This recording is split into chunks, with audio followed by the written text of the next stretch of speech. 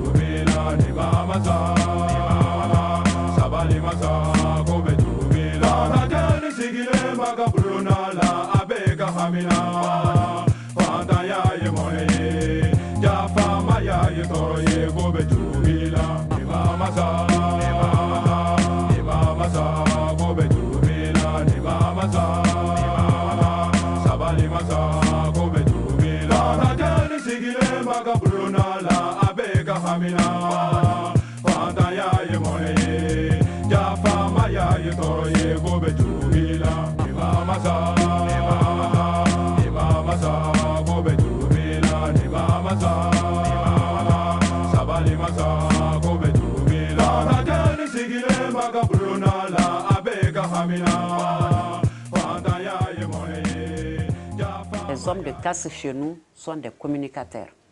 C'est-à-dire qu'ils sont en dessous des nobles. Ils sont là, ils doivent normalement servir les nobles. Autant de Souniata Keïta, moi je ne l'ai jamais imaginé, moi forgeron, venir dans un salon et les nobles, comme on le dit, moi je ne l'ai jamais imaginé venir parler à haute voix, à haute et intelligible voix, avec elle comme ça. Ce n'était pas imaginable. Nous ne vivons plus dans cette société.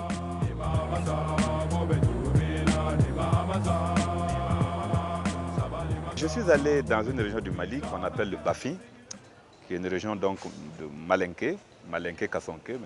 J'ai fait une enquête chez les Malinké et je voyais effectivement que l'énoncé du seul nom, l'énoncé de votre seul nom, vous donnait droit à des privilèges. Par exemple, si vous vous appelez Keïta, dans ce milieu-là, on va se lever et vous donner la place. Parce que vous ne pouvez pas être debout quand les autres sont assis.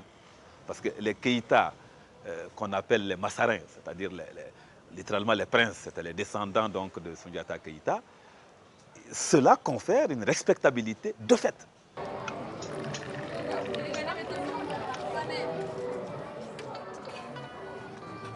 Je constate aussi que les alliances matrimoniales, et c'est important dans une société, le niveau de sociabilité dans une société se juge par rapport aux alliances. Et l'on voit que dans ces milieux qui sont très attachés à la tradition, on ne peut pas se marier n'importe comment. Et même votre richesse ne vous autorisera pas à vous marier avec n'importe qui. Comme votre pauvreté du reste. C'est Nyamakala, je vous disais, en tant que famille, qui regroupe donc tous les artisans, plus donc les griots sont les premiers d'entre eux, sont donc en général vivent dans une endogamie, ce qui a fait parler de caste. Je sortais avec un forgeron.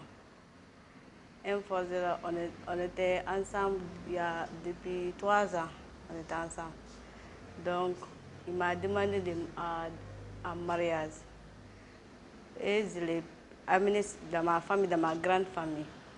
On me demande d'abord comment il s'appelle. Je lui dis son nom et je lui dis son prénom. Tout de suite, mes parents disent non. Tout de suite, ils disent non, parce que c'est un forgeron.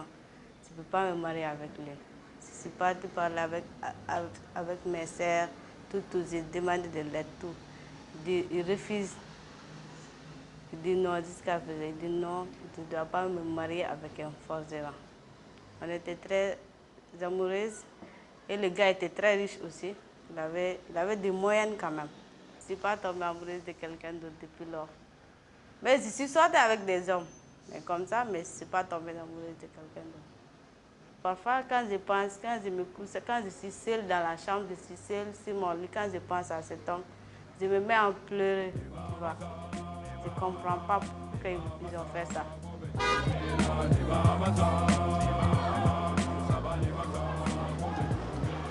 Pour moi, l'homme, c'est un homme, quoi.